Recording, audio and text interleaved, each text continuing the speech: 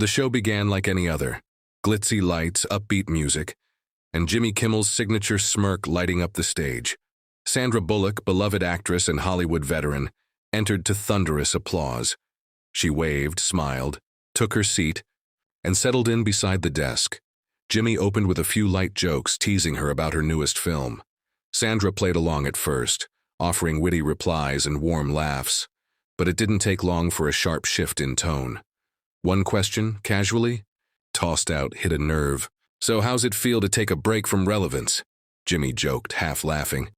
The audience chuckled, but Sandra's smile faltered, and that's when things started to spiral. Sandra cocked her head, blinking slowly. "What did you just say?" she asked, her tone quiet but unmistakably serious. Jimmy tried to brush it off.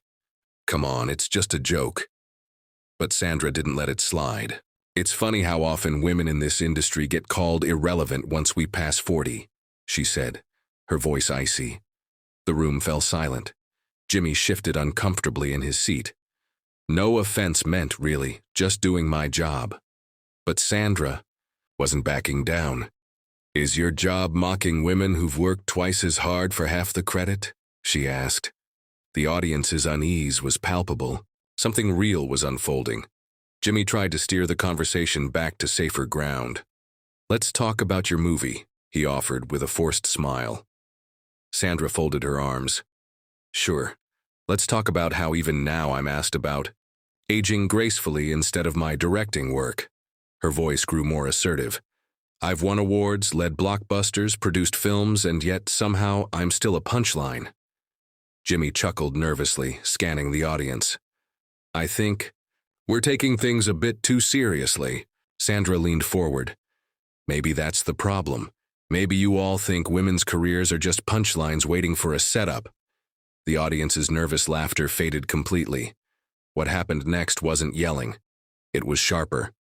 Sandra turned the conversation toward the culture of casual dismissal she's faced, not just from media, but from peers.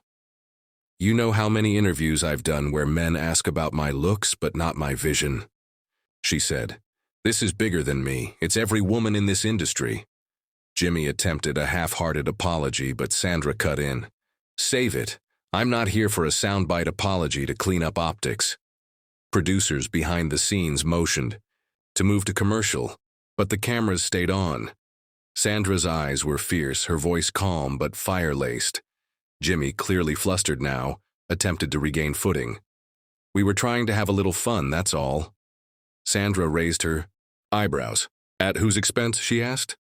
"Why is it always fun when we humiliate someone?" The question hung heavy in the air. "You wouldn't ask Clooney half the stuff you just asked me," she added. The audience gasped slightly. Jimmy mumbled something about equal treatment, but it only made things worse. "You don't even realize how biased that is," she said. "It's not about treating everyone the same. It's about recognizing the imbalance in the first place." Producers began frantically signaling from the wings. Jimmy's posture stiffened. "Look, Sandra, if you're going to lecture—" But she interrupted.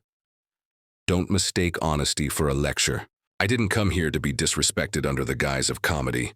The tension burst like a bubble. Sandra stood up, microphone still clipped, and faced the camera. "If this industry wants to evolve, it has to start by listening, not laughing, at people brave enough to speak." A mix of applause and stunned silence followed. Jimmy sat frozen. No punchline could save the moment. Sandra had taken control of the narrative and the room. Without waiting for permission, Sandra unclipped her mic and walked off set. The audience didn't know whether to cheer or stay quiet. A few clapped nervously. Jimmy sat in stunned silence, then awkwardly muttered, "We'll be right back," as the screen cut to commercial. But the damage, or the truth, was already out there. Social media erupted before the credits even rolled.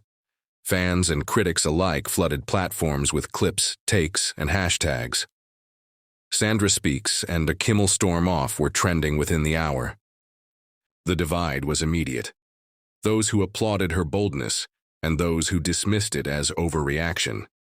Backstage, Sandra reportedly refused interviews. "Let the moment speak for itself," she said to a stunned assistant. Jimmy's team released. Short PR statement. Sandra Bullock is a respected artist. We regret the misunderstanding. But the audience didn't buy it.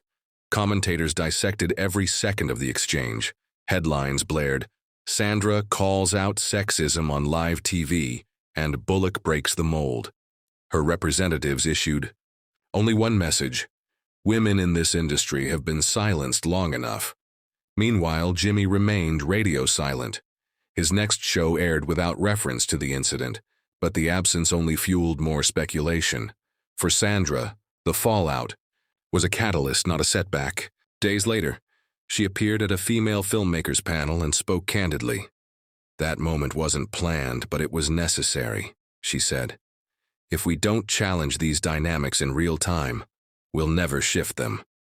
Her fans rallied behind her. Her old interviews were resurfaced, proof of the double standards she'd endured. Studio execs privately expressed concern over the bad optics for Kimmel.